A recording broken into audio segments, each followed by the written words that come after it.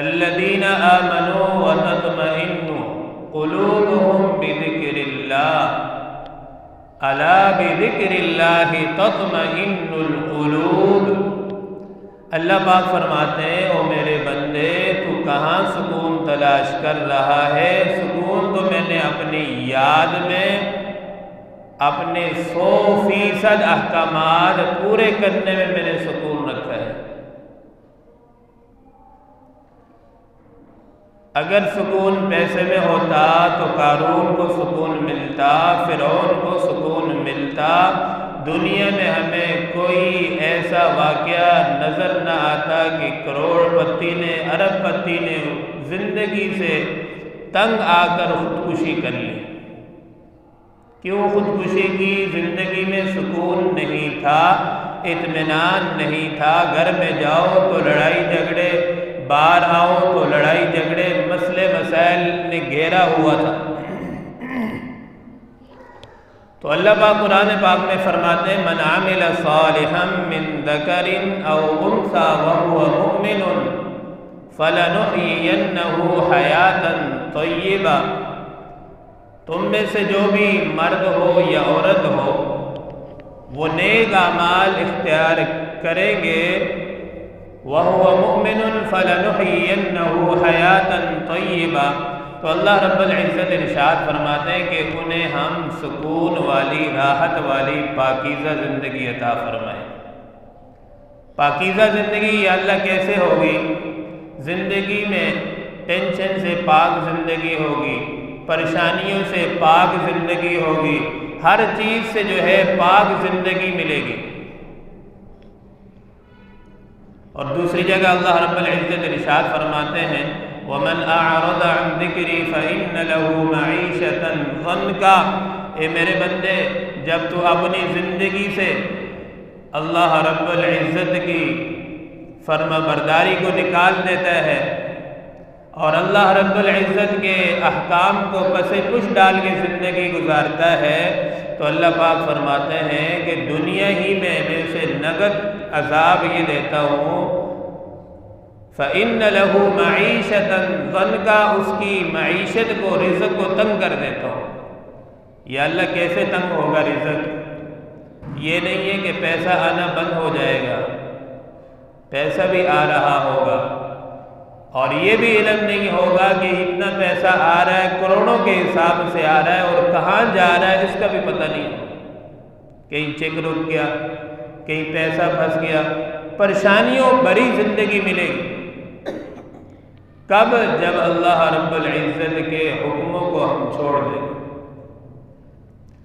صحابہ اکرام میں بڑی اچھی عادت ایک یہ تھی کہ کوئی بھی اگر بات ہو جاتی نئی زندگی میں، فوراً پیارے آقا صلی اللہ علیہ وسلم کو آ کر بتاتے تھے یا رسول اللہ صلی اللہ علیہ وسلم، ہمارے ساتھ آج یہ نئی ایک بات ہوئی۔ صحابہ اکرام کی زندگیوں میں تقوی، طہارت، پاکیزگی تھی، تبھی تو وہ 2 رکعت نفل پڑھتے تھے، سارے مسئلے اللہ پاک حل فرما دیتے تھے۔ صحابہ اکرام کے 2 نفلوں میں بڑی جان تھی، طاقت تھی۔ ایک صحابی ہیں، اپنے گھر کے صحن میں بیٹھے ہیں، ان کے سامنے ایک چوہل جو ہے لا کر، درہم لا کر ڈال رہا ہے سوراخ سے نکال کر، جس کو بولتے ہیں ہم بلوں کے اندر سے نکال کر درہم لا کر ڈال رہا ہے، ایک نکالا، دوسرا، تیسرا، 17 درہم لا کے ڈال دے اس کے سامنے، صحابہ اکرام کے سامنے۔ تو صحابی نے آ کر آپ صلی اللہ علیہ وسلم کو بتایا، یا رسول اللہ اس طرح یہ معاملہ ہوا۔ پیارے آقا نے فرمایا یہ اللہ نے آپ کے لیے بھیجا ہے، یہ آپ کے لیے ہے، یہ مال اس کو استعمال کرو، آپ کے لیے جائز اور حلال ہے۔ تو جب بندہ زندگی میں تقوی لے آتا ہے تو پھر اللہ رب العزت بلوں کے ذریعے سے بھی رزق عطا فرماتا ہے۔ اور آج جب ہماری زندگیوں میں تقویٰ نہیں رہا، گناہوں والی زندگی آ گئی، تو پھر آپ دیکھ لیں جتنا بھی ہم پیسہ کماتے ہیں وہ سب بلوں میں چلا جاتا ہے۔ کوئی گیس کے بل میں چلا جاتا ہے، کوئی بجلی کے بل میں چلا جاتا ہے، کوئی گھر کے بل میں چلا جاتا ہے، کوئی کس بل میں، یہ سارے بلوں میں انسان پورا ہو جاتا ہے۔ کب؟ جب ہماری زندگی سے تقویٰ نکل جاتا ہے، برکت ختم ہو جاتی ہے۔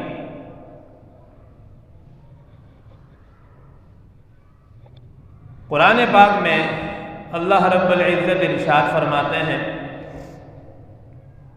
یا ایھا الذین آمنوا توبوا الی اللہ توبۃ نصوحا، اے ایمان والو، توبوا الی اللہ توبۃ نصوحا، تم اپنے رب سے توبہ کرو، توبۃ نصوحا، ایسی سچی توبہ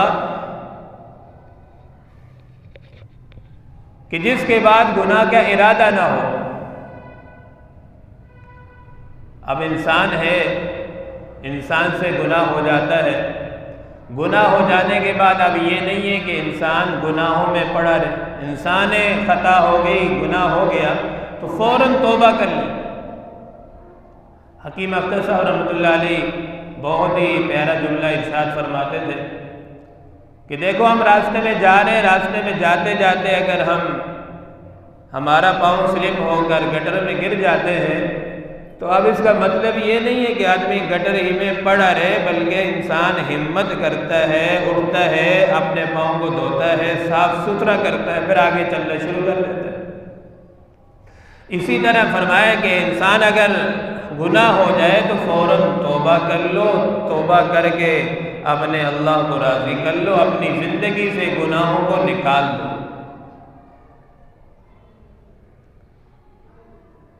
اور دوسری جگہ اللہ رب العزت ارشاد فرماتے ہیں، قُلْ يَا عِبَادِيَ الَّذِينَ أَسْرَفُوا عَلَىٰ أَنفُسِهِمْ لَا تَقْنَطُوا مِن رَحْمَةِ اللَّهِ، اے میرے وہ بندو جنہوں نے اپنے جانوں پر ظلم کر لیا ہے، گناہ کر کر کے اپنی جانوں پر ظلم کیا ہے، اللہ رب العزت ارشاد فرماتے ہیں ان میرے بندوں سے کہہ دو کہ تمہیں اللہ سے مایوس ہونے کی ضرورت نہیں ہے، لا تقنطوا من رحمت اللہ، اللہ کی رحمت سے مایوس مت ہو جاؤ، اللہ تعالیٰ کی رحمت بہت وسیع ہے، تمہارے گناہ کم ہیں، تم سچے دل کے ساتھ اللہ سے توبہ کرو، اللہ تعالیٰ تمہارے سارے گناہوں کو معاف فرما دے۔ حدیث مبارکہ میں آتا ہے کہ اگر انسان یہ زمین و آسمان کے درمیان کا جتنا بھی خلا ہے اس کو اپنے گناہ کر کر کے اس کو پر کر دے اور اس کے بعد سچے دل کے ساتھ اللہ رب العزت کے سامنے توبہ کرے، اللہ رب العزت اس کے سارے گناہوں کو معاف فرما دے۔ جبرائیل علیہ السلام اللہ رب العزت سے عرض کرنے لگے، یا اللہ میں آپ کا سب سے نافرمان، سب سے بڑا گناہگار بندہ دیکھنا چاہتا ہوں۔ اللہ رب العزت نے ارشاد فرمایا کہ جبرائیل مکے کی فلاں گلی کے کونے میں آپ چلے جاؤ، وہاں آپ کو کونے میں ایک میرا بندہ ملے گا جو سب سے بڑا نافرمان ہے۔ جبرائیل علیہ السلام وہاں تشریف لے جاتے ہیں، دیکھتے ہیں ایک بندہ گلی کے کونے میں بیٹھا ہوا ہے، اس کے ہاتھ میں شراب کی بوتل ہے، پوری زندگی نافرمانی میں اس نے گزار دی۔ جبرائیل علیہ السلام واپس آئے، فرمایا یا اللہ میں آپ کا سب سے بڑا نیک انسان، نیک بندہ دیکھنا چاہتا ہوں کہ سب سے بڑا نیک بندہ کون سا؟ تو اللہ تعالیٰ نے ارشاد فرمایا جبرائیل واپس اسی گلی کے کونے میں آخر میں چلے جاؤ، تمہیں میرا نیک بندہ تمہیں نظر آئے گا۔ جبرائیل علیہ السلام بعد جاتے ہیں، دیکھتے ہیں وہی بندہ ہے، پہلے تو اس کے ہاتھ میں شراب کی بوتل تھی، اب اس کے ہاتھ میں تسبیح اور قرآن ہے۔ جبرائیل علیہ السلام عرض کرنے لگے یا اللہ یہ تو وہی بندہ ہے جس کے ہاتھ میں شراب کی بوتل تھی، اب یہ آپ کا سب سے بڑا نیک انسان کیسے بن گیا؟ اللہ رب العزت نے ارشاد فرمایا کہ جبرائیل اس نے جب سچے دل سے توبہ کی نا، میں نے اس کے پچھلے سارے گناہوں کو معاف کر کے اس کے گناہوں کے بدلے میں نے اس کی جگہ جو ہے نا نیکیاں اس کے اعمال میں لکھ دی۔ تو اللہ رب العزت ہمارا اتنا کریم رحیم پروردگار ہے، صرف معاف نہیں فرماتا بلکہ معاف فرما کے گناہوں کو نیکیوں میں تبدیل فرما دیتا ہے۔ اور جب انسان توبہ کرتا ہے، توبہ کرنے کے بعد اللہ تعالیٰ کی رحمت کو دیکھیں کہ جب کوئی انسان اس کو پچھلی گزشتہ سابقہ زندگی پر اگر کوئی انسان تانا دیتا ہے، اللہ رب العزت کو اس تانا دینے والے بندے پر اتنا غصہ آتا ہے، اللہ رب العزت ارشاد فرماتے ہیں کہ میں جب تک اس کو اس گناہ میں مبتلا نہ کر دوں اس وقت تک اس بندے کو موت نہیں دیتے۔ اللہ پاک فرماتے ہیں کہ تو کون ہوتا ہے میرے بندے کو، بندہ میرا ہے، میرے بندے کو تانا دینے والا تو کون ہوتا ہے؟ جب اس نے میرے سے صلح کر لی، توبہ کر لی، بات ختم۔ پھر حضرت موسیٰ علیہ السلام کے زمانے میں بارش نہیں ہو رہی، قحط سالی ہے، دعائیں ہو رہی ہیں، موسیٰ علیہ السلام کی دعائیں، مجمع بھرا ہوا، سارا مجمع زار و قطار رو رو کے دعائیں کر رہی، اللہ بارش فرما دے، بارش فرما دے، بارش کوئی نہیں ہو رہی۔ اللہ تعالیٰ نے موسیٰ علیہ السلام کو وحی کے ذریعے سے بتایا کہ اسی مجمع میں ایک میرا نافرمان بندہ ہے، جب تک اس مجمع سے اٹھے گا نہیں اس وقت تک بارش نہیں ہوگی۔ اب ہر آدمی اپنی طرف دیکھے دائیں بائیں، کوئی بھی نہیں اٹھ رہا۔ وہ مجمع کے آخر میں ایک بندہ بیٹھا تھا، اس نے دل میں سمجھ لیے کہ کوئی بھی نہیں ہے، میں ہی گنہگار ہوں۔ اس نے دل ہی میں خالی اپنی عزت بچانے کے لیے سے کہا یا اللہ میری توبہ ہے، میری عزت کو بچا لیجئے، سب کے سامنے میرا راز فاش نہ ہو جائے۔ تو دل ہی میں اس نے توبہ کی، اللہ تعالیٰ سے معافی مانگی، تو اللہ تعالیٰ نے فوراً جو ہے بارش نازل فرما دی اس کی توبہ کی توفیق سے۔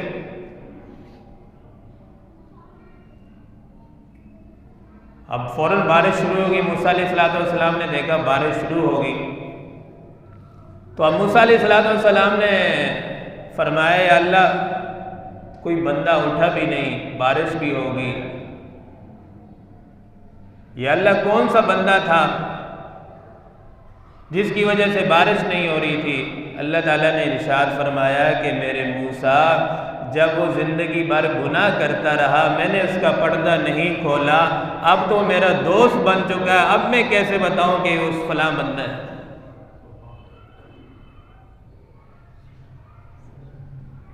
اب ایک انسان ہے، گھر میں نوجوان اولاد ہے، باؤ ہے، بوڑھے باپ سے جب تنگ ہو جاتی ہے تو پھر ایدی سنڈر میں جا کر چھوڑ کے آ جاتا ہے۔ اب نوجوان بیٹا اپنے باپ کو کہتا ہے کہ ابا آج کے بعد آپ کی اس گھر میں کوئی جگہ نہیں، آپ کسی ہاسٹل میں جا کر کسی رشتہ دار کے گھر میں جا کر ٹھکانہ کر لیں۔ اب وہ بوڑھا جس نے پوری زندگی جوانی جو ہے اللہ رب العزت کی نافرمانی میں گزاری ہوتی ہے، اب آخری وقت ہے، چلا نہیں جاتا، ہاتھ پاؤں میں جان نہیں رہتی، بات کرنے کی ہمت طاقت نہیں رہتی۔ اب اس بڑھاپے کی حالت میں اس کی آنکھوں میں آنسو بھرے ہوئے ہوتے ہیں، جیسے وہ گیٹ سے باہر نکلتا ہے اسے کوئی سہارا نظر نہیں آتا۔ وہ ذہن میں سوچتا ہے چلو اب کوئی سہارا نہیں ہے، میں مسجد میں جا کر اللہ رب العزت کو جو ہے اپنا سہارا بناؤں گا۔ جب وہ مسجد میں آتا ہے، میرے دوستو اللہ رب العزت اتنی کریم پروردگار ذات ہے کہ اس بوڑھے کو تانا نہیں دیتی کہ اب تجھے سارے سہارے ختم ہو گئے، اب تجھے میں نظر آیا ہوں، تو نے جوانی میں عبادت نہیں کی، تو جوانی میں کبھی میرے گھر نہیں آیا۔ تو میرا اللہ رب العزت وہ ذات ہے کہ اس بوڑھے کو بھی تانا نہیں دیتی۔ بات کو سمیٹ رہا ہوں، خواجہ حسن بصری رحمۃ اللہ علیہ وہ بزرگ تھے جنہوں نے 70 بدری صحابہ کی زیارت کی تھی، بڑے اللہ کے ولی تھے، بہت بڑے۔ ان کی ایک شاگردہ تھی، اس کا ایک بیٹا تھا، جب شوہر فوت ہو گیا اور اللہ نے مال و اولاد بھی بڑا عطا کیا تھا جب نوجوان نسل کے پاس مال و دولت آ جائے تو اس کے گمراہی کے چانس پہ بہت زیادہ ہوتے ہیں۔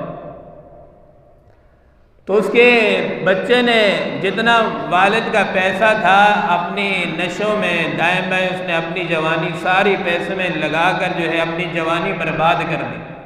اب آخری وقت آ گیا اس کی موت کا،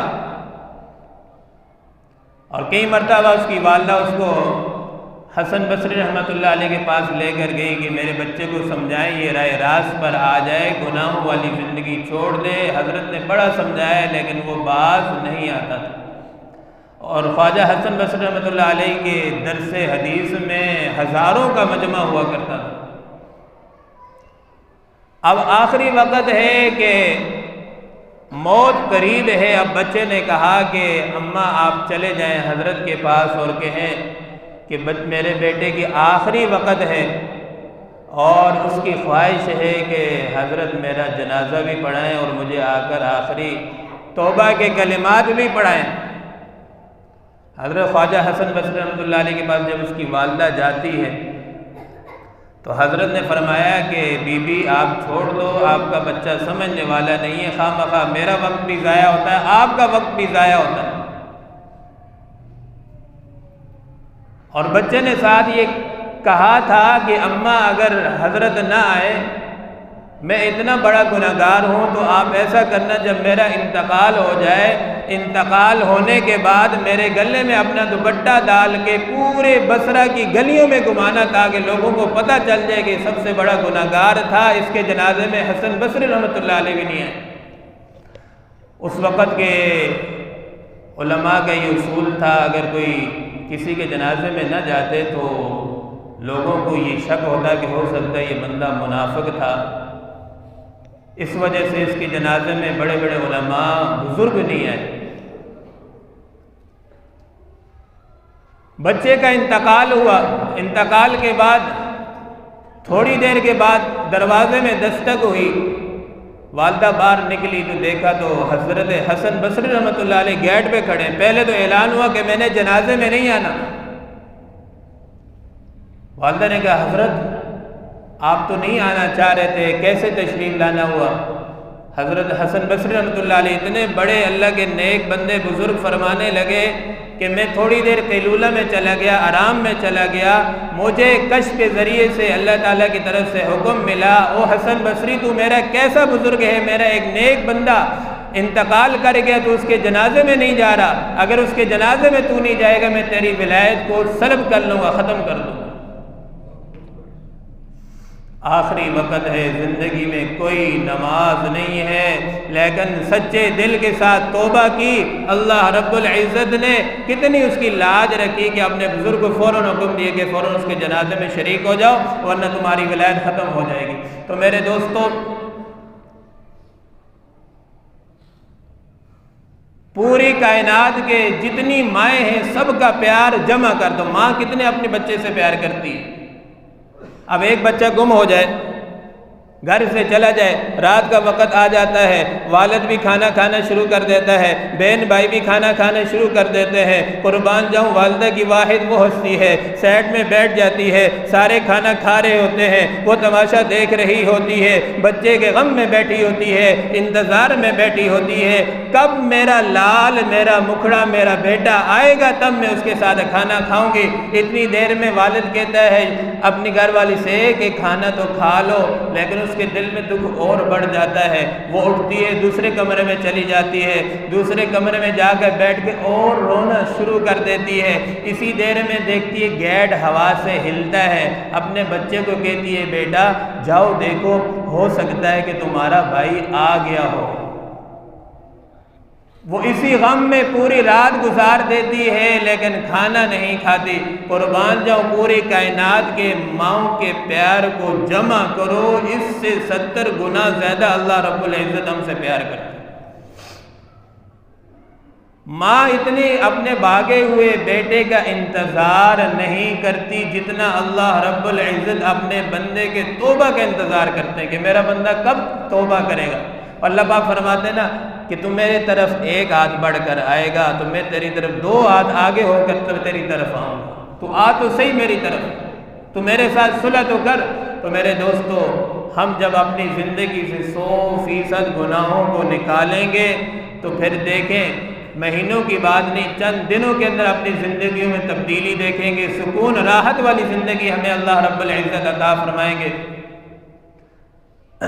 پیران پیر عبد القادر جیلانی رحمۃ اللہ علیہ کے متعلق آتا ہے نا، فرماتے ہیں اگر یہ بادشاہوں کو پتہ چل جائے کہ اللہ رب العزت نے ہمیں کتنا سکون دیا ہے زندگی میں، راحت میں، تو یہ بادشاہ لوگ تلوار لے کر آ جائیں گے ہم سے وہ سکون حاصل کرنے کے لیے۔ تو میرے بھائیوں، گناہوں والی زندگی میں سکون نہیں ہے، نافرمانی والی زندگی میں سکون نہیں ہے، بلکہ جب 100% ہم گناہوں کو چھوڑیں گے، اطاعت والی فرمان برداری والی زندگی اختیار کریں گے، تو ہماری زندگی میں اللہ رب العزت سکون عطا فرمائیں گے۔ اللہ رب العزت سے دعا ہے جو کچھ کہا گیا اللہ پاک ہم سب کو عمل کی توفیق عطا فرمائے۔ وآخر دعوانا الحمدللہ۔